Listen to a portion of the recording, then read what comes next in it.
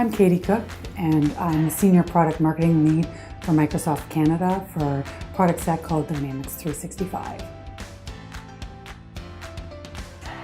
For me, contact centers can prepare themselves by involving their employees. If they engage their employees in the process and educating them and help, even including them in the decisions that they're going to make and the vision that they as a company want to carry forward, those employees will be invested and engaged in the decisions and also carrying it out. And so I think it starts with the employees and the communication to them, involving them where you can in the decisions so they feel they have ownership and they're part of it, and then use training and adoption and communication to help and lead them along that journey.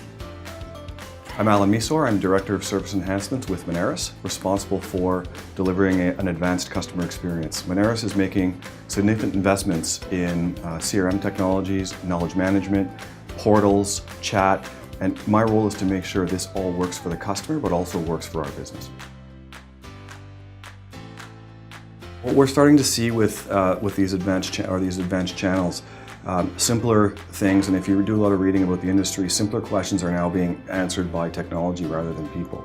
What's my account status, etc. And so those type of inquiries are disappearing, and the actual level of questions coming in to our users are more difficult. And so we're having to invest more deeply into training, and we look to our staff to also be interested in motivating and expanding their skill set. Folks that are at a standstill or comfortable with the status quo, we find we'll have a little bit more of a difficult time in keeping up with these changes because that type of call, that type of mix is changing. In addition, we're starting to ask our support professionals to handle multiple channels.